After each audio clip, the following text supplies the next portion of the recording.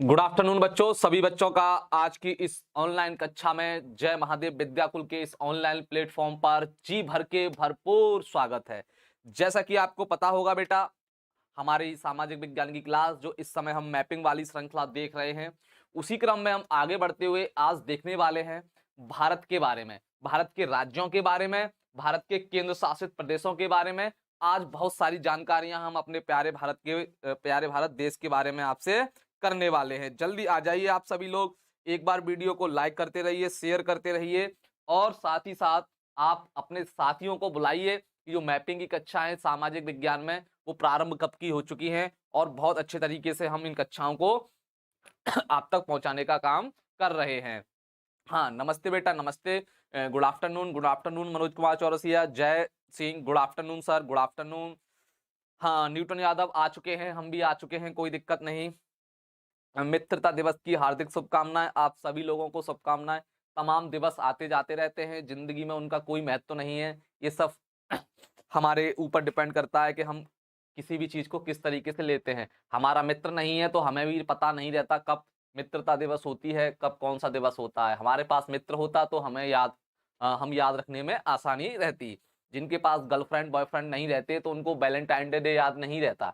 जिनके पास boyfriend girlfriend रहते हैं उनको ही याद रहता है वैलेंटाइन डे, आपको पता होगा। तो हमारे पास कोई मित्र नहीं है तो शायद हम भूल गए इस बात को, वरना हम आपसे पहले ही विश कर लेते।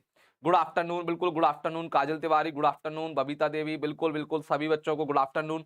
सभी बच्चे जुड़ जाइए, आज अपने भारत के राज्यों के और केंद्र शासित प्रदेशों के बारे में देखने वाले हैं, क्या है क्या स्थिति नहीं है। गुड आफ्टरनून बेटा, सभी बच्चों को गुड आफ्टरनून, सभी बच्चों को नमस्कार। वीडियो को लाइक करते रहिए।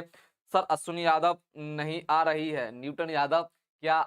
अब मैं क्या उनके घर थोड़ी जाऊंगा बुलाने के लिए। अब इतनी अच्छे तरीके से हम लोग आप लोगों तक ये वीडियो पहुंचाने का काम कर रहे हैं। बिल्कुल घर पर बैठ के आप तैयारी कर सकते हो बगैर किसी शुल्क के। तो बताइए इससे ज्यादा और क्या हो सकता है। Good afternoon sir, good afternoon Balbir Yadav, good afternoon सभी बच्चों को गुड आफ्टरनून। हाँ, स्टार्ट करते हैं अपनी क्लास को। वीडियो को लाइक करते रहेंगे सभी बच्चे और साथियों को बुलाते रहेंगे। चलिए, आज हम देखेंगे भारत के राज्यों के बारे में और केंद्र शासित प्रदेशों के बारे में। इसके भारत के बारे में, भारत के राज्यों और केंद्र शासित प्रदेशों के बारे में। इसको ऐसा कर लेते हैं थोड़ा, ए ऐसा। चलिए, आज हम देखेंगे भारत के राज्यों के बारे में और भारत के केंद्र शासित प्रदेशों के बारे में। आप सभी लोगों को मेरे ख्याल से ये पता होगा भारत में इस समय कितने राज्य हैं और कितने केंद्र शासित प्रदेश हैं। Banke Bihari, hello sir, hello बेटा। बिल्कुल, स्कंद मिश्रा सर, कल हम आपका कोर्स ज्वाइन करेंगे। हाँ बिल्कुल कर लेना स्कंद मिश्रा, कोई बात नहीं है।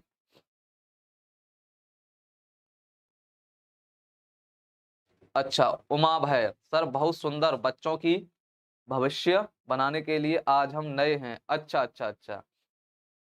हाँ चलिए प्रारंभ करते हैं। आपको पता होगा शायद कल यूपी बोर्ड का रिजल्ट भी आ चुका है मेरे ख्याल से, जहां तक मुझे नॉलेज है, क्योंकि मुझे पता लगा कि कल शाम को यूपी बोर्ड का रिजल्ट आया है। तो बहुत से बच्चे पास ही हुए होंगे लगभग, क्योंकि एग्जाम तो हुआ ही नहीं।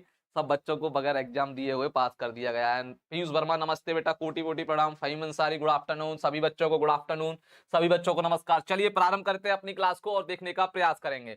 देखिए, सबसे पहले ये जानिए कि भारत में राज्य कितने हैं। क्या जानेंगे हम? राज्य कितने हैं। सबसे पहले तो हम ये जानेंगे भारत में इस समय राज्यों की संख्या कितनी है। तो पहले हमारे यहाँ पर जो राज्य हुआ करते थे, 29 राज्य हुआ करते थे पहले। लगभग 2-3 साल से पहले की बात बता रहा हूं। 2018 से पहले हमारे पास 29 राज्य हुआ करते थे। लेकिन वर्तमान में हमारे पास जो राज्य हैं, वर्तमान में जो हमारे पास राज्य हैं, स्टेट हैं, वो इस समय 28 है। आपको पता होगा। पीयूष वर्मा, हाँ 29 पहले हुआ करते थे। पीयूष मिश्रा सर, आप हिस्ट्री पढ़ाते हैं? हाँ बेटा, सामाजिक विज्ञान के सारे विषय हम ही पढ़ाते हैं। तो हमारे पास अब हमारे भारत के पास इस समय 28 राज्य और केंद्र शासित प्रदेश, केंद्र शासित प्रदेश, केंद्र शासित प्रदेश की संख्या हमारे यहाँ पर इस समय 8 है। हमारे यहाँ केंद्र शासित प्रदेश कितने हैं? 8 है। राज्य कितने हैं हमारे भारत में? 28। तो इन सभी के बारे में हमें थोड़ा थोड़ा देखना है। 28 स्टेट, 9 केंद्र शासित प्रदेश नहीं बेटा, अब 9 केंद्र शासित प्रदेश नहीं रहे हैं। अब वर्तमान में आपका 1 अगस्त है, 1 अगस्त 2021 को जो अपडेशन है, नया अपडेट है, इस समय आपके भारत में 8 केंद्र शासित प्रदेश हैं। जो 9 केंद्र शासित प्रदेश हैं, अभी हम समझाएंगे उसको कैसे खत्म किया गया है। तो 28 राज्य हैं बेटा, आप समझ चुके होंगे, और 8 केंद्र शासित प्रदेश हैं। सर ये 9 से 8 कैसे हो गए? तो आपको पता होगा दादर नगर हवेली और दमन दीप के बारे में सुना होगा। दादर नगर हवेली और दमन दीप ये 2 हमारे केंद्र शासित प्रदेश हुआ करते थे, लेकिन सरकार ने क्या किया, इन दोनों केंद्र शासित प्रदेश को मिला के एक ही केंद्र शासित प्रदेश को बना दिया है, यानी दोनों को कंबाइंड कर दिया है। इसलिए 9 से अब हमारे पास संख्या 8 रह जाती है। सर मेरे भाई के 90% आए हैं स्कंद मिश्रा, बहुत अच्छी बात है, मिठाई खिलाइए फिर तो हमें। हाँ बिल्कुल बिल्कुल। चलिए 38 बबीता देवी 38, ये 38 क्या है, 38 राज्य थोड़ी है बेटा भारत में। ठीक, तो हमारे पास 28 राज्य हमारे भारत में और 8 राज्य देखने को 8 केंद्र शासित देखने को मिलेंगे। 8 केंद्र शासित प्रदेश हैं और 28 हमारे यहाँ पर पूर्णतः राज्य देखने को मिलेंगे। सबसे पहले हम अपने उत्तर प्रदेश की बात करते हैं। आपको दिखाई जैसे कि दे रहा होगा, ये हमारा यहाँ पर भी ये थोड़ा बहुत, ये हमारा उत्तर प्रदेश है। क्या है? उत्तर प्रदेश है। भारत का सबसे बड़ा जनसंख्या की दृष्टि से अगर कोई राज्य है तो वो हमारा उत्तर प्रदेश ही है। देख लीजिए मैप में आपका उत्तर प्रदेश क्या है, देख लीजिए भारत के मैप में उत्तर प्रदेश आपको कहां पर दिखाई दे रहा होगा, सबसे बड़ा आपको दिखाई दे रहा होगा बच्चों। उत्तर प्रदेश भारत के मैप में कहां पर पड़ता है आप देख सकते हो। तो हमारा ये जो उत्तर प्रदेश है ये क्या है, जनसंख्या में 28 राज्य और 8 केंद्र शासित प्रदेशों में से सबसे बड़ा माना जाता है। ये क्या है, छोटी सी दिखाई दे रही है दिल्ली, ये आपको यहाँ पर दिल्ली दिखाई दे रही होगी, जहां पर हम आपको पढ़ा रहे हैं, जहां से हम आपको लाइव क्लास देने का प्रयास कर रहे हैं। इस समय हम दिल्ली में, और हम कहां पर हैं इस मैप में अगर आप देखिएगा तो हम इस समय यहाँ पर हैं। यहाँ से पूरे भारत में हम लोग पढ़ाने का प्रयास कर रहे हैं। ठीक, ये अपना उत्तर प्रदेश है। उत्तर प्रदेश की राजधानी लखनऊ है, आप सभी जानते हो। ठीक, इसमें कोई दो राय नहीं है।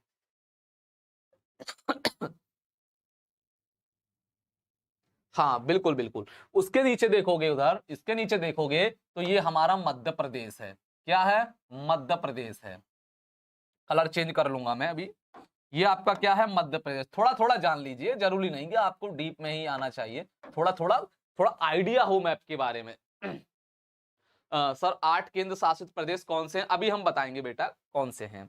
ये आपका मध्य प्रदेश है, ठीक है, उत्तर प्रदेश के दक्षिण वाले हिस्से में मध्य प्रदेश पड़ता है। ये आपका बिहार है, बिल्कुल उत्तर प्रदेश के पूर्व में ये आपका बिहार है। बिहार की राजधानी पटना है जैसे कि आप जानते हो, और मध्य प्रदेश की आप लोग भोपाल के नाम से जानते हो। ठीक, इधर आप देखोगे तो ये उत्तर प्रदेश के साइड में क्या है, उत्तराखंड, जो कि पहले सन 2000 से पहले ये उत्तराखंड उत्तर प्रदेश का हिस्सा हुआ करता था, लेकिन उत्तर प्रदेश एक बड़ा क्षेत्र होने के कारण इसको उत्तर प्रदेश से अलग करके एक नया राज्य बना दिया गया, जिसको आप लोग उत्तराखंड के या उत्तरांचल के नाम से जानते हो। हाँ बिल्कुल बिल्कुल, सभी बच्चे लाइक करते रहेंगे। ये हमारा क्या है, उत्तराखंड। यहाँ पर आप लोग घूमने वगैरह जाते हो, आपको पता होगा। इसके ठीक ऊपर पड़ता है आपका हिमाचल प्रदेश। क्या? ठीक ऊपर पड़ता है इस पर हिमाचल प्रदेश। और बिल्कुल उत्तर में जाके देखोगे तो ये आपको लद्दाख देखने को मिलेगा, जो अभी आपका नया केंद्र शासित प्रदेश बनाया गया है जम्मू कश्मीर से अलग करके। लद्दाख है ये बिल्कुल, और ये आपकी क्या है, जम्मू कश्मीर। ये आपकी जम्मू कश्मीर है और ये हमारा लद्दाख है। आप देख लीजिएगा, आपको दिखाई दे रहा होगा। सर मध्य प्रदेश की राजधानी कहाँ है? भोपाल है बेटा, मध्य प्रदेश की राजधानी भोपाल। इसमें पॉइंट से दिखाया गया है राजधानियों को। ठीक, ये आपका क्या है बेटा, पंजाब है। ये क्या है आपका, पंजाब है। ये क्या है आपका, हरियाणा है, और हरियाणा के पास में ही है दिल्ली, तो ये दिल्ली और हरियाणा है। उसके बाद ये जो कलर दिखाई दे रहा है, जो भारत का सबसे बड़ा राज्य है क्षेत्रफल की दृष्टि से, आपको दिखाई दे रहा होगा, समझ गए होंगे मैं किसकी बात कर रहा हूं, राजस्थान की। राजस्थान जो हमारा है राज्य, वो क्षेत्रफल एरिया के हिसाब से सबसे बड़ा है, आप ध्यान रख लीजिएगा, राजस्थान। और जनसंख्या के हिसाब से हमारा उत्तर प्रदेश, ये आपको पता होना चाहिए। चलिए, ये आपका गुजरात है। गुजरात, ये वही गुजरात है जहां के महात्मा गांधी थे, जहां के नरेंद्र मोदी थे, जहां आपके अमित शाह हैं, जहां आपके सरदार वल्लभ भाई पटेल वगैरह, ये सब यहीं के रहने वाले थे। आपने इनके बारे में सुना होगा। उसके नीचे आ जाइए, ये पड़ती है महाराष्ट्र राज्य की सीमा। ये क्या है? ये आपका महाराष्ट्र है। मुंबई वगैरह आप जाते हो तो वो महाराष्ट्र में ही पड़ता है। महाराष्ट्र की राजधानी है मुंबई। पंजाब की राजधानी हरियाणा है। अरे हरियाणा राज्य है बेटा, राज्य है। हाँ, राजस्थान की जयपुर है। ठीक है, ये महाराष्ट्र है। महाराष्ट्र के नीचे आओगे तो थोड़ा सा दिख रहा है आपको एक गोवा। गोवा छोटा सा दिखाई दे रहा है, इसलिए गोवा हमारे देश का सबसे छोटा राज्य है क्षेत्रफल के हिसाब से। उसके नीचे देखोगे आप तो ये पड़ता है कर्नाटक। क्या? कर्नाटक। कर्नाटका ये रहा आपका, यहां पर आपको देखने को मिलेगा। और बिल्कुल नीचे आपको ये मिलेगा केरल। क्या मिलेगा बेटा? केरल राज्य यहां पर आपको देखने को मिल जाएगा। ठीक, उसके बाद थोड़ा इधर चलोगे तो ये तमिलनाडु भारत का सबसे दक्षिणी राज्य क्या है? तमिलनाडु है। तमिलनाडु के और थोड़ा ऊपर जाओगे तो ये पड़ता है आपका आंध्र प्रदेश। कौन सा पड़ता है? आंध्र प्रदेश। और एक और राज्य है आंध्र प्रदेश से अलग करके सन 2014 में 2 जून 2014 में एक राज्य का गठन किया गया, जिसको आप लोग तेलंगाना के नाम से जानते हो, कि जो आंध्र प्रदेश से ही इसका डिवाइडेशन किया गया है। उसके इधर जाओगे तो ये उड़ीसा पड़ता है। क्या पड़ता है? उड़ीसा। उड़ीसा के इधर देखोगे तो ये छत्तीसगढ़ है, इसके बीच में क्या है? छत्तीसगढ़। इधर आओगे तो ये क्या है? झारखंड है आपका। और फिर है ये आपका पश्चिम बंगाल। क्या है आपका? पश्चिम बंगाल। ये ध्यान रखिएगा, ये क्या है आपका? पश्चिम बंगाल। सर आप कौन कौन से सब्जेक्ट पढ़ाते हैं? हम सामाजिक विज्ञान में जितने भी सब्जेक्ट हैं उन सब सब्जेक्ट को पढ़ाने का काम करते हैं। ठीक, मेरे ख्याल से आप लोग सभी मैप को देख रहे होंगे। अब आते हैं पूर्वोत्तर राज्यों के बारे में। ये है सबसे पूर्वी राज्य भारत का अरुणाचल प्रदेश। क्या? अरुणाचल प्रदेश, जो कि मैं आपको बता चुका हूं सबसे पूर्वी राज्य है। उसके नीचे आप देखोगे ये है असम। क्या है बेटा? ये असम है। यहाँ पर नागालैंड है, यहाँ पर ये मणिपुर है, ये नागालैंड है, और ये क्या है? मिजोरम। और ये क्या है? त्रिपुरा। और ये क्या है? मेघालय। और ये थोड़ा सा यहाँ पर दिखाई दे रहा होगा सिक्किम। इसको सेवन सिस्टर बोला जाता है ना, पूर्वोत्तर राज्यों को सेवन सिस्टर, यानी कि 7 राज्यों को मिला के सेवन सिस्टर के नाम से हम लोग जानते हैं। कौन कौन से हैं? मिजोरम है, मणिपुर है, नागालैंड है, अरुणाचल प्रदेश है, मेघालय है, त्रिपुरा है, असम है। कितने हो गए? मेरे ख्याल से 7 हो गए होंगे। सिक्किम नहीं है, सिक्किम सेवन सिस्टर का भाग नहीं कहलाता, ध्यान रखिएगा। सर आप टाइम टेबल क्या है? ठीक 12 बजे बेटा टाइम टेबल है हमारा। ठीक, तो मेरे ख्याल से आप समझ रहे होंगे कि हम आपको क्या समझाने का प्रयास कर रहे हैं। सर दिल्ली छोटा राज्य नहीं है। अच्छा बेटा, दिल्ली छोटा ही है, राज्य नहीं है। दिल्ली केंद्र शासित प्रदेश है, पूर्ण राज्य नहीं है, केंद्र शासित प्रदेश है।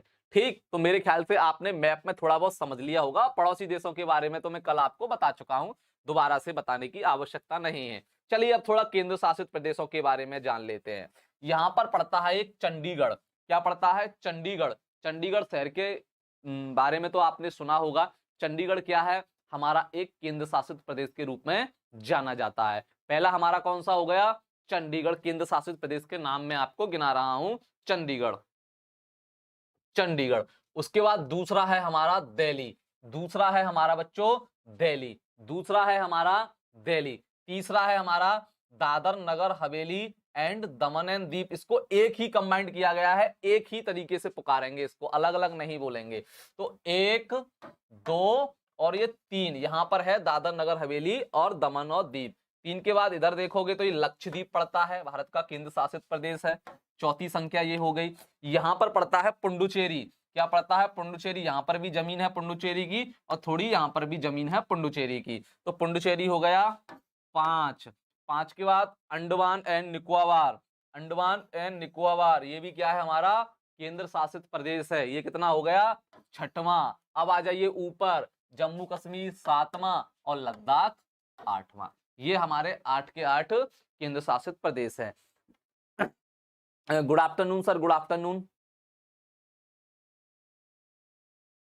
पीयूष मिश्रा बेटा, ठीक 12 बजे पढ़ाते हैं हम सोशल साइंस। हाँ, दमन एंड दीप, लक्षद्वीप। ये लक्षद्वीप कहां पर है? ये रहा लक्षद्वीप। अंडमान निकोबार कहां पर है? ये रहा। ये बंगाल की खाड़ी है और ये आपका अरब सागर है। देख लीजिए, ये अरब सागर, ये बंगाल की खाड़ी। तो जो अंडमान निकोबार है ये हमारी बंगाल की खाड़ी में है, और ये जो लक्षद्वीप है ये हमारा अरब सागर में देखने को मिल जाएगा आपको। गुड आफ्टरनून बेटा, good afternoon. Ajay Kumar, corona का तीसरी लहर आ गया है क्या? अरे भाई, कहां से कोरोना घुसेड़ दिया तुमने यार? अच्छा खासा पढ़ा रहे हैं हमें, हमें क्यों डरा रहे हो? बच्चों को क्यों डरा रहे हो?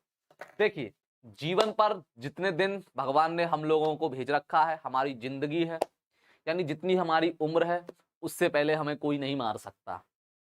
उससे पहले हमें कोई नहीं मार सकता, चाहे वो कोरोना हो, चाहे कोरोनी हो, चाहे कोई भी हो, कोई भी वायरस हो। अगर हमारी मौत आ चुकी है, निश्चित है, तो फिर हम मान के चलिए सड़क पर चलते हुए भी मर सकते हैं, खड़े खड़े भी मर सकते हैं, अगर हमारी मौत भगवान ने लिख दी है तो। लेकिन फिर भी हम इस कोरोना को देखते हुए सावधानियां बरत रहे हैं, लेकिन ज्यादा डरने की आवश्यकता नहीं है। सावधानियां बरतते रहेंगे हम लोग, आप भी बरतते रहिएगा, लेकिन ज्यादा मत डरिए, ज्यादा मत आप इसकी टेंशन लीजिए कि कोरोना की तीसरी लहर आ गई है। मानसिक प्रभाव पड़ता है, मानसिक मतलब तनाव आ जाता है, टेंशन आ जाती है, इसलिए इन बातों को छोड़ दीजिए। हाँ अखिलेश बेटा, प्रणाम प्रणाम, बिल्कुल प्रणाम। सभी बच्चे वीडियो को लाइक करते रहें। न्यू केंद्र शासित प्रदेश के नाम, न्यू केंद्र शासित प्रदेश आपके जम्मू कश्मीर और लद्दाख, जम्मू कश्मीर और लद्दाख, और इसको भी बना दिया गया है एक ही करके, दमन and Deep, Dadar and Nagar Haveli, ये इसको मिला के बना दिया गया है। दिल्ली, दिल्ली राज्य है या केंद्र शासित प्रदेश? दिल्ली बेटा केंद्र शासित प्रदेश है, राज्य नहीं है। दिल्ली केंद्र शासित प्रदेश है। बहुत बच्चे तो ये कंफ्यूज हैं कि सर ये राज्य और केंद्र शासित प्रदेश क्या होता है? दिल्ली केंद्र शासित प्रदेश है। समझाता हूं बेटा, इसको भी समझाता हूं कि सर ये केंद्र शासित प्रदेश क्या होता है। दिल्ली केंद्र शासित है, ध्यान रखिए। अब देखिए, केंद्र शासित प्रदेश और पूर्ण राज्य, जिसको हम लोग राज्य बोलते हैं, उसमें अंतर क्या होता है, जरा समझने का प्रयास कीजिएगा।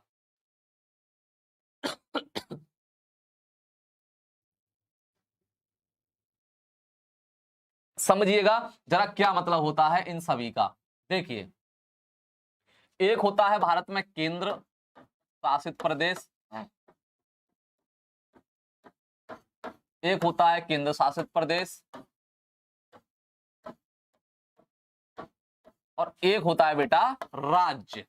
इसको पूर्ण राज्य भी बोलते हैं हम लोग। आपने सुना होगा अखबारों में, समाचार पत्रों में कि दिल्ली को पूर्ण राज्य देने की मांग उठी है। केजरीवाल ने कहा है कि दिल्ली को पूर्ण राज्य की कंप्लीट किया जाए। हाँ अंशुमन शुक्ला, गुड आफ्टरनून। देखिए, राज्य जिसको हम लोग पूर्ण राज्य भी बोलते हैं, देखिए ये केंद्र शासित प्रदेश और ये पूर्ण राज्य या राज्य में अंतर क्या होता है बेटा? ये जो राज्य होते हैं, स्टेट जो होते हैं, जो हमारे भारत में इस समय 28 हैं, इनमें जो शासन करता है व्यक्ति, इनमें जो शासन करता है व्यक्ति, वो जनता के द्वारा चुना हुआ जाता है। जो हमारे राज्य होंगे, जो हमारे पूर्ण राज्य होंगे, उसमें जो मुख्यमंत्री होगा वो जनता द्वारा ही चुना जाएगा। इसके द्वारा, जनता के द्वारा चुना जाएगा, जनता उसको चुनाव में जिताती है। जैसे कि उत्तर प्रदेश, उत्तर प्रदेश में क्या होता है बेटा? उत्तर प्रदेश में चुनाव होता है और चुनाव के जरिए से हम लोग अपने मुख्यमंत्री का चुनाव कर लेते हैं कि इसको मुख्यमंत्री बनाना है, तो उसको बोला जाता है राज्य या पूर्ण राज्य। ठीक, ध्यान रखना जरा, अभी एक दो इसमें अपवाद भी है, उसको समझने का प्रयास करेंगे। गुड आफ्टरनून बेटा, गुड आफ्टरनून। ठीक, तो ये हो गया पूर्ण राज्य। पूर्ण राज्य क्या होता है? अपने आप में स्वतंत्र होता है, यानी कि कोई भी कानून बनाना है, जो उसके अधिकार है, उन अधिकार का उपयोग कर सकता है अच्छे तरीके से, उसे कोई दिक्कत नहीं है, उसमें केंद्र सरकार भाग नहीं लेगी। लेकिन जो केंद्र शासित प्रदेश होते हैं, इनकी संख्या जो 8 है, इसमें जो शासन करता है बेटा, वो केंद्र सरकार शासन करती है। कौन करता है? केंद्र सरकार। केंद्र सरकार सर कैसे शासन करेगी, जरा देखिए। जैसे मान के चलिए लक्षद्वीप का मैंने उदाहरण ले लिया, इसका लक्षद्वीप केंद्र शासित प्रदेश का। अब जो लक्षद्वीप केंद्र शासित प्रदेश है, इसका जो मुखिया होगा, यहां पर मुख्यमंत्री नहीं होगा, यहां पर मुख्यमंत्री नहीं होगा। क्यों? क्योंकि केंद्र शासन कर रही है, केंद्र सरकार शासन करेगी, यहां पर हमारे प्रधानमंत्री जी शासन करेंगे यहां पर। अब सर प्रधानमंत्री क्यों, राष्ट्रपति क्यों नहीं? अरे वही राष्ट्रपति शासन करेंगे यहां पर। भाई राष्ट्रपति कौन होता है? राष्ट्रपति क्या होता है आप जानते हो? राष्ट्रपति बिल्कुल प्रधानमंत्री के समक्ष मान सकते हैं हम लोग, शक्तियों में, शक्तियों में। वैसे पद तो बड़ा होता है राष्ट्रपति का, लेकिन अगर शक्तियों की बात की जाए, जैसे कि मान के चलिए प्रधानमंत्री को कोई काम करवाना है, तो प्रधानमंत्री डायरेक्ट काम नहीं कर सकता उसको, लेकिन उस काम को प्रधानमंत्री राष्ट्रपति के जरिए से करवाएगा, क्योंकि वो राष्ट्रपति का काम है। और वो काम किसके जरिए से होगा? राष्ट्रपति के जरिए से, लेकिन करवाएगा कौन? प्रधानमंत्री। जैसे आपने देखा होगा कि कुछ समय पहले अभी हमारे भारत के 8 राज्यों के राज्यपाल बदल दिए गए। कौन? गवर्नर, जिसको आप गवर्नर बोलते हो, राज्यपाल हिंदी में बोला जाता है। अभी देखा होगा 4 से 10 दिन पहले कि 8 राज्यों के गवर्नर या राज्यपाल को बदल दिया गया। कौन बदलता है? नियुक्ति कौन करता है? राष्ट्रपति। राष्ट्रपति एक आदेश जारी करेगा कि हाँ भाई, तुमको यहां से उठा के यहां पहुंचा दिया। आनंदीबेन पटेल जो कि उत्तर प्रदेश की राज्यपाल हैं, तुमको बना दिया जाता है मध्य प्रदेश का राज्यपाल। या बिहार के जो राज्यपाल हैं फागू चौहान, आपको बना दिया जाता है उत्तर प्रदेश का राज्यपाल। ये सब कुछ कौन करेगा? ये करेगा राष्ट्रपति। लेकिन किसके कहने से? प्रधानमंत्री कहेगा राष्ट्रपति से कि मुझे ये 3 राज्यपाल हटने मिलने चाहिए, मुझे ये 3 राज्यपाल दूसरे राज्यों में भेज दीजिए, मुझे ये अच्छे नहीं लग रहे, इनको हटा दीजिए राष्ट्रपति साहब। राष्ट्रपति आएंगे कठपुतली बन के, एक लेटर लिख के, और लेटर में कहेंगे कि भाई ऐसे ऐसे 3 लोगों को हटा दिया जाता है, हटा दिए गए। तो ऐसे ही जो केंद्र सरकार होती है, केंद्र सरकार इन केंद्र शासित प्रदेशों में क्या करती है? शासन।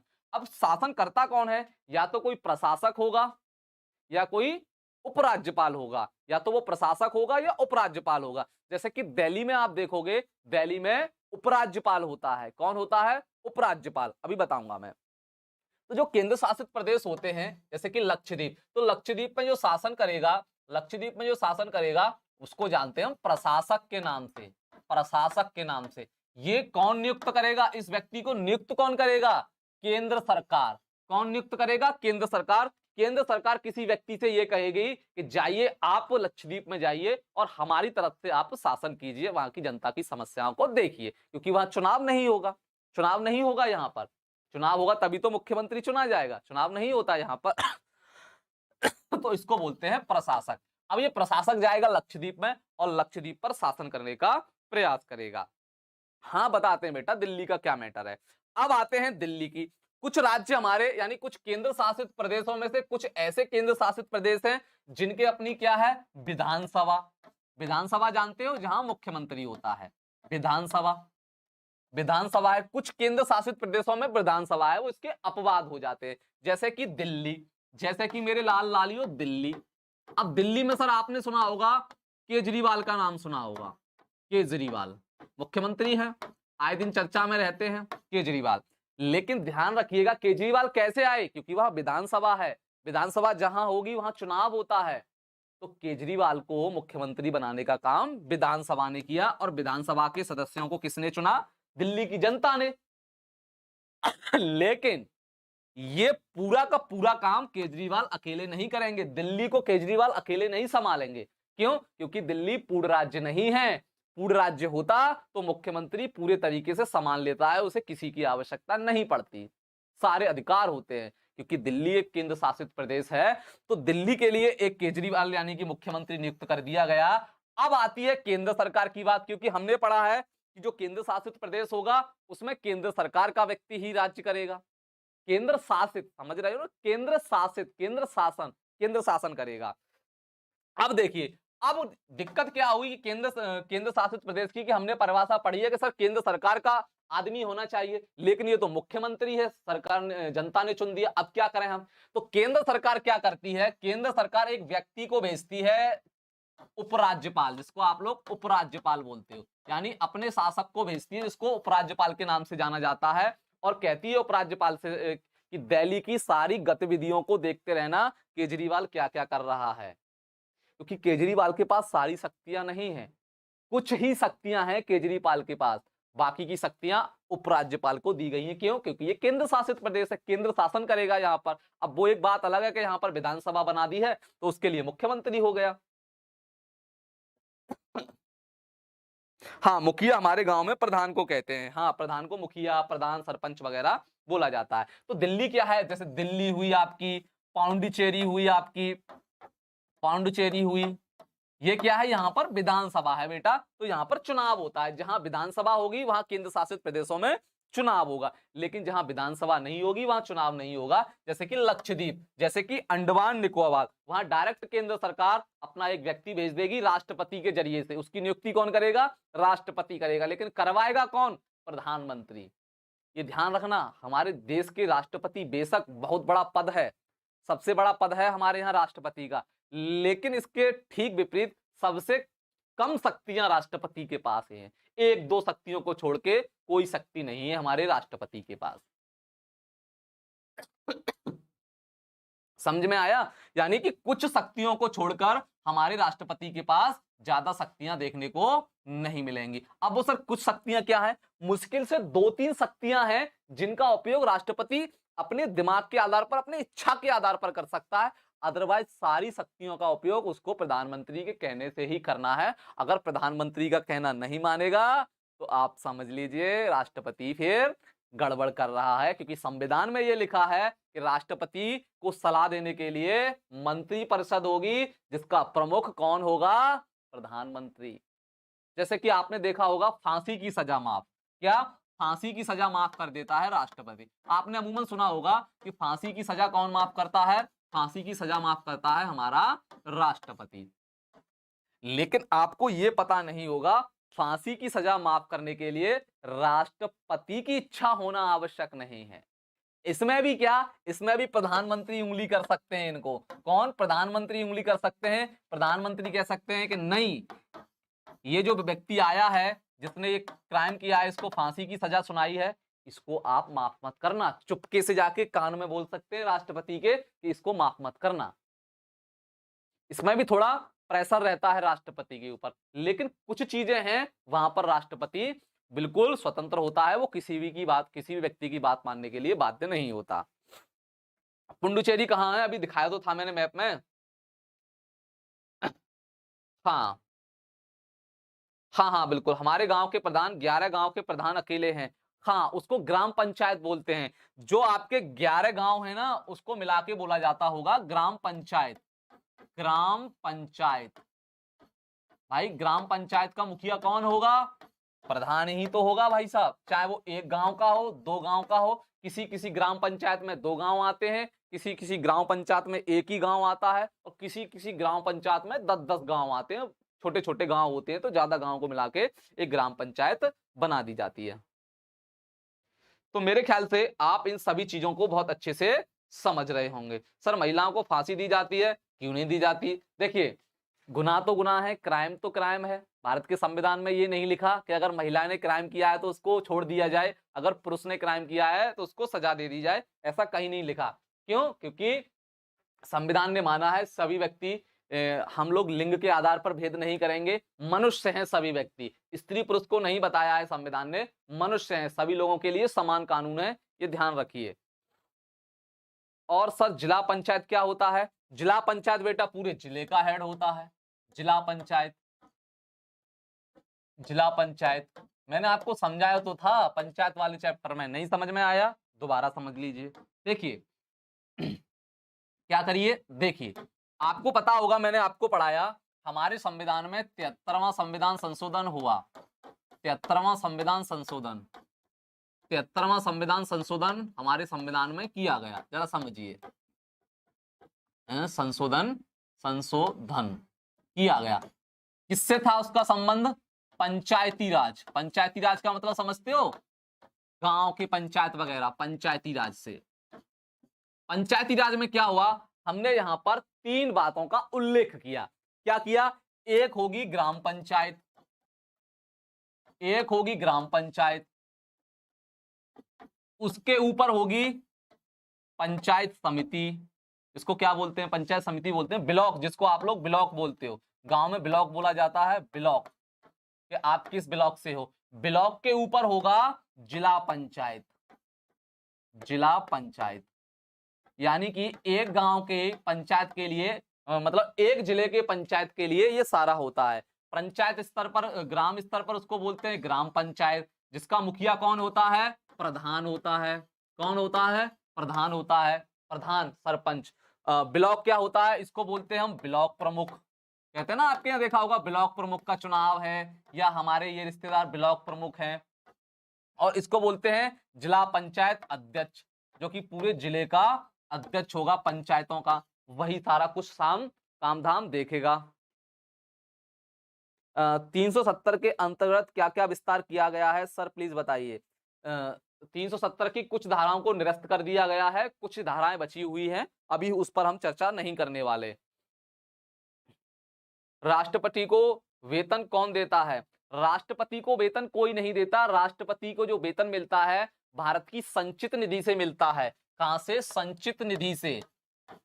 संचित निधि, संचित निधि से मिलता है। संचित निधि का मतलब है कि हमारे, देखिए, भारत सरकार के कई खाते होते हैं, भारत सरकार के कई खाते होते हैं, जैसे आप लोगों के बैंक खाते होते हैं ना, कि ये सेविंग अकाउंट हो गया, ये आपका करंट अकाउंट हो गया, ये वाला अकाउंट हो गया, वो वाला अकाउंट, ऐसे ही सरकार के भी अकाउंट होते हैं। तो उसमें से एक होती है संचित निधि। हमारे जो प्रमुख पदाधिकारी होते हैं, प्रधानमंत्री वगैरह या जितने भी पदाधिकारी होते हैं, उनको जो वेतन दिया जाता है संचित निधि से दिया जाता है, क्योंकि राष्ट्रपति का इस समय वेतन हमारे 5 लाख रुपया है। ठीक है, संचित निधि से सभी लोगों को जो वेतन दिया जाता है, सभी हमारे मंत्रीगण वगैरह हैं, जितने बड़े बड़े मंत्री हैं, उनको संचित निधि से वेतन दिया जाता है। एक होती है आकस्मिक निधि, एक होती है आकस्मिक निधि। आकस्मिक, आकस्मिक निधि, आकस्मिक मतलब नाम से समझ रहे हो, अचानक से किसी पैसे की जरूरत पड़ जाती है तो उसको हम आकस्मिक निधि के नाम से जानते हैं। जैसे कि मान लीजिए अभी कोई जरूरत पड़ गई, युद्ध फुद्ध सा हो गया, कुछ ऐसा हो गया, कोई ज्यादा ही अर्जेंट है, तो फिर वो पैसा निकलेगा आकस्मिक निधि से। और किसकी मंजूरी से? राष्ट्रपति मंजूरी देगा, तब वो पैसा निकलेगा।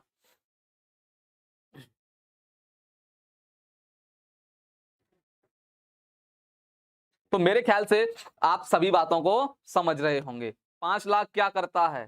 5 लाख क्या करता है? अब राष्ट्रपति से जाके पूछिए आप वो 5 लाख रुपए का क्या करते हैं। अब मुझे तो उन्होंने बताया नहीं कि वो 5 लाख रुपए कहाँ खर्च करता हूँ, है कपड़े खरीदता हूँ या ये करता हूँ वो करता हूँ। अब मेरी थोड़ी बात होती है उनसे। हाँ, 5 लाख रुपए है राष्ट्रपति का वेतन।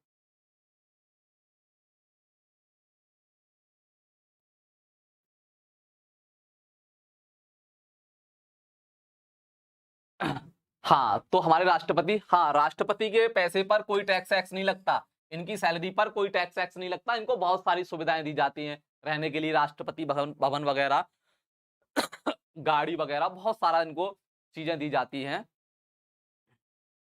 ठीक, गरीबों को दान करना चाहिए। अब ये आप राष्ट्रपति से जाके कहिए दान करें ना करें, ये उनकी स्वेच्छा के ऊपर है, अब मैं तो बोल नहीं सकता। सर पीएम का वेतन कितना होता है? पीएम का वेतन ज्यादा नहीं होता, प्रधानमंत्री का वेतन ज्यादा नहीं होता। आप क्या सोचते हो बहुत होता होगा? 2 लाख से भी कम होता है प्रधानमंत्री का वेतन।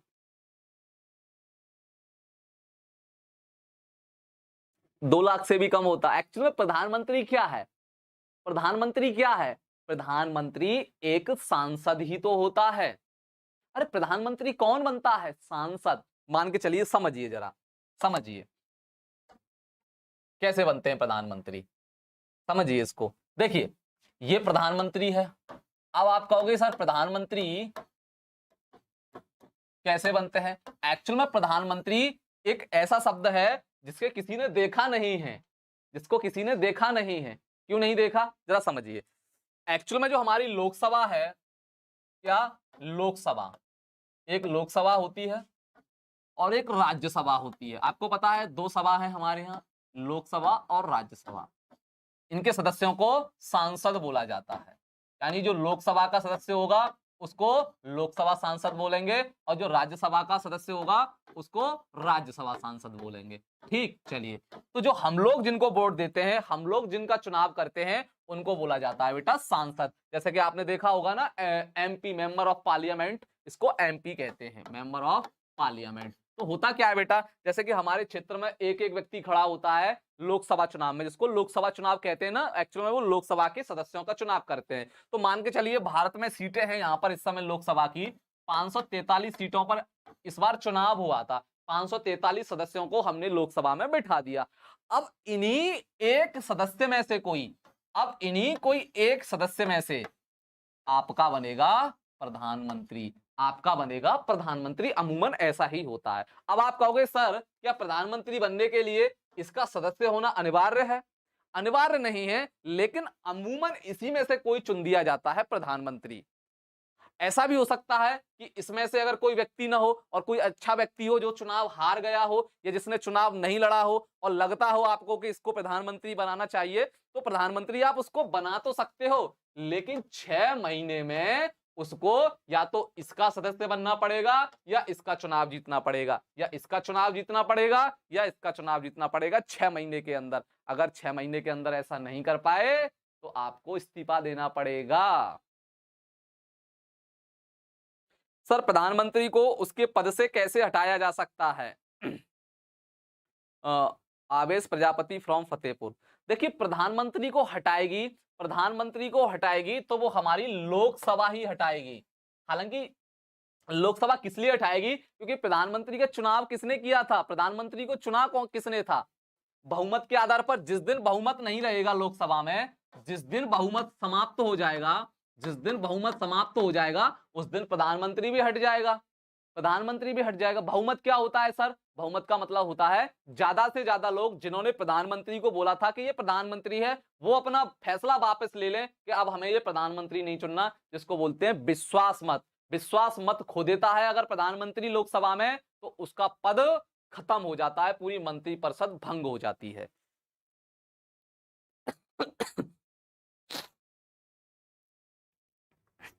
तो मेरे ख्याल से ये बहुत सारी बातें हैं, बहुत सारी बातें हो सकती हैं अगर आप देखना चाहोगे। तो हम यहाँ भारत के मैप की बात कर रहे हैं, तो आपने सभी राज्यों के बारे में थोड़ा थोड़ा जान लिया, ज्यादा डीप में नहीं जाना हमें, ओनली हम सामान्य परिचय देखने का प्रयास कर रहे हैं।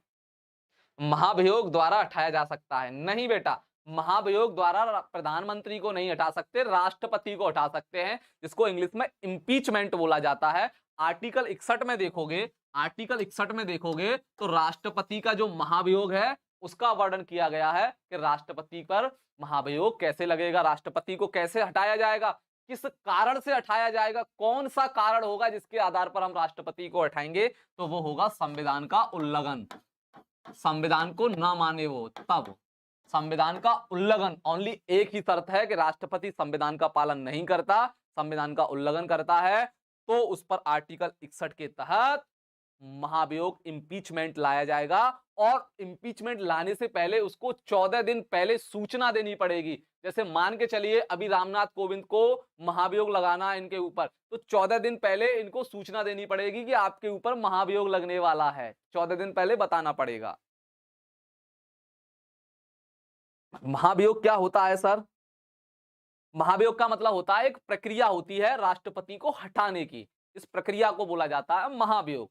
भारत में ओनली महाभियोग राष्ट्रपति के ऊपर चल सकता है, राष्ट्रपति के ऊपर। साफ साफ संविधान के आर्टिकल 61 में लिखा है कि राष्ट्रपति यदि संविधान का पालन नहीं करता, संविधान की बातों को नहीं मानता, संविधान का उल्लंघन करता है, तो उसके ऊपर सीधा ठोक दो जाके महाभियोग। ध्यान रखिए। और महाभियोग किसी भी सदन में, लोकसभा चाहे लोकसभा, राज्यसभा चाहे राज्यसभा, किसी भी सदन में लाया जा सकता है, कोई टेंशन नहीं है। राष्ट्रपति को सूचना देनी पड़ती है 14 दिन पहले। सर किस आर्टिकल में फांसी होती है? आर्टिकल 72। आर्टिकल 72 फांसी की सजा माफ कर सकता है राष्ट्रपति, आर्टिकल 72 में लिखा गया है। महाभियोग किसे लगाया जाता है? ओनली राष्ट्रपति के ऊपर। अरे भाई, राष्ट्रपति को यदि हटाना है आपको, मान के चलिए राष्ट्रपति कोई ऐसा काम कर देता है जो संविधान के खिलाफ है, संविधान के विरुद्ध है, तो आप ऐसे तो कह नहीं सकते हो कि हाँ भाई रामनाथ कोविंद जी आपको सस्पेंड किया जाता है, आपको बर्खास्त किया जाता है, कल से आप राष्ट्रपति नहीं। ऐसे फोन से तो आप उनको हटा नहीं सकते ना। तो कह दोगे कि माननीय राष्ट्रपति जी आपको सस्पेंड किया जाता है, ऐसे तो नहीं बोलोगे ना आप। तो उसको हटाने के लिए एक प्रक्रिया अपनाई जाती है जिसको महाभियोग के नाम से जानते हैं, आर्टिकल 61 में दिया गया है। राज्यसभा का स्पीकर कौन होता है? वह बेटा उपराष्ट्रपति होता है। उपराष्ट्रपति, उपराष्ट्रपति, उपराष्ट्रपति ही होता है बेटा। हमारी जो राज्यसभा होती है उसका सभापति अलग से नहीं होता, अलग से नहीं होता। जो उपराष्ट्रपति बनेगा उसको ही ये जिम्मेदारी दी जाएगी कि उसे राज्यसभा का सभापति ही बनना है। जो उपराष्ट्रपति बनेगा उसको ही बनना है, ध्यान रखिए। भारत में लोकसभा की सर 552 सीट है नहीं बेटा, अब 550 सीटें हैं। 550 सीटें हैं वर्तमान में, क्योंकि 2 सीटों जो एंग्लो इंडियन की हुआ करती थी उनको 104वें संविधान संशोधन के द्वारा हटा दिया गया है। राज्यसभा का स्पीकर, बेटा राज्यसभा का स्पीकर नहीं बोला जाता, राज्यसभा का सभापति बोला जाता है। तो ये बहुत बड़ी है बेटा, पॉलिटी नागरिक शास्त्र आपका बहुत बड़ा है। ध्यान रखना, ध्यान रखना, राष्ट्रपति और ये उपराष्ट्रपति, राष्ट्रपति और उपराष्ट्रपति, पहले नंबर पर राष्ट्रपति, दूसरे नंबर पर उपराष्ट्रपति, ये किसी भी सदन के सदस्य नहीं होते, ना तो लोकसभा के सदस्य होंगे ना राज्यसभा के सदस्य होंगे, ये अलग होते हैं सबसे। कितनी सर? 532 नहीं, 532 नहीं, 550, 550 होती है बेटा। भारत में कुल कितने मौलिक अधिकार हैं? भारत में कुल इस समय 6 मौलिक अधिकार हैं, लेकिन जब संविधान बना था, मूल संविधान, उसमें 7 मौलिक अधिकार थे। यानी कि जो 7वां मौलिक अधिकार संपत्ति का अधिकार, जिसको 44वें संविधान संशोधन के द्वारा मौलिक अधिकार से हटा दिया गया मोरारजी लाल देसाई की सरकार में 1978 में जाके। Rohit Yadav, good afternoon, good afternoon. 6 मौलिक अधिकार हैं आपके।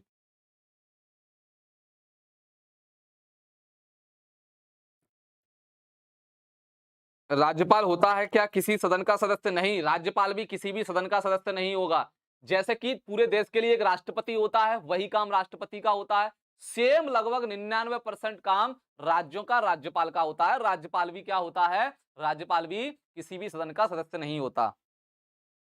नहीं, राज्यपाल भी किसी भी सदन का सदस्य नहीं होता, एकदम न्यूट्रल होता है। ना वो किसी पार्टी से होगा, ना किसी सदन का होगा। बिल्कुल, अगर होगा तो राज्यपाल बनने से पहले वो इस्तीफा दे देता है, तब बाद में उसको राज्यपाल बनाया जाता है। हाँ, 7 थे, अब 1 हट गया है। हाँ बेटा, 44वें संविधान संशोधन के द्वारा संपत्ति का अधिकार 1978 में जब मोरारजी लाल देसाई की सरकार थी, तब उसको हटा दिया गया।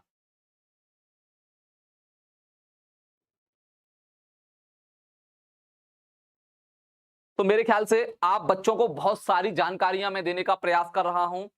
आपको मजा भी आ रहा होगा पढ़ते हुए, काफी चीजें सीखने को मिल रही होंगी। तो उम्मीद करता हूं आज की कक्षा आपको बहुत अच्छी लगी होगी। ये सरस्वती माँ है, इनको रोज प्रणाम कीजिए। हाँ, संपत्ति का अधिकार, मौलिक अधिकार को हटा दिया गया, अब उसे एक संवैधानिक अधिकार बना दिया गया है। आर्टिकल 300 के क, आर्टिकल 300 का में उसको एक कानूनी संवैधानिक आपका अधिकार बना दिया गया है, कानूनी अधिकार। चलिए, सरस्वती माँ को प्रणाम कीजिए, रोज इनको प्रणाम कीजिए, ताकि ये आपको सद्बुद्धि देंगी। सद्बुद्धि आएगी तो आप ज्यादा से ज्यादा पढ़ पाओगे, ज्यादा से ज्यादा नंबर ला पाओगे, और ज्यादा से ज्यादा नंबर लाओगे, बुद्धि अच्छी होगी तो नौकरी भी आपको जल्द मिल जाएगी। सर, आईपीएस बनने के लिए क्या करना होगा? अभी बेटा आईपीएस बनने के लिए बहुत लंबा समय है, अभी से मत सोचो। अभी आप 12वीं पहले कीजिए, उसके बाद सोचना।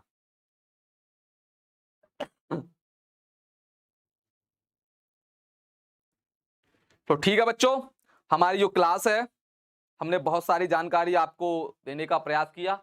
अब आपसे हम मिलेंगे नेक्स्ट क्लास में। सर, कुल कितना समय लगे थे संविधान को लिखने में? प्रिंस यादव, कहाँ रहती हो आप? मैंने कितनी बार तो बता दिया है, पिछली कक्षाओं में तो बता दिया है इन सभी बातों को, फिर भी बार बार पूछते हो। 2 वर्ष 11 महीने 18 दिन, इतना समय लगा था, बताइए। यानी कि 12-13 दिन कम, लगभग 3 वर्ष।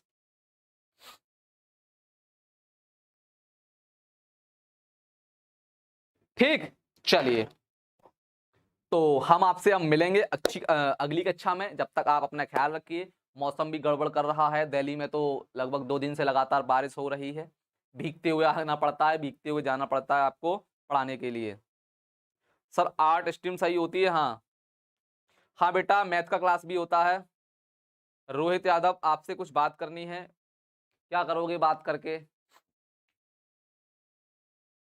ठीक है बेटा, मिलते हैं आपसे अगली क्लास में, जब तक के लिए टाटा बाय बाय।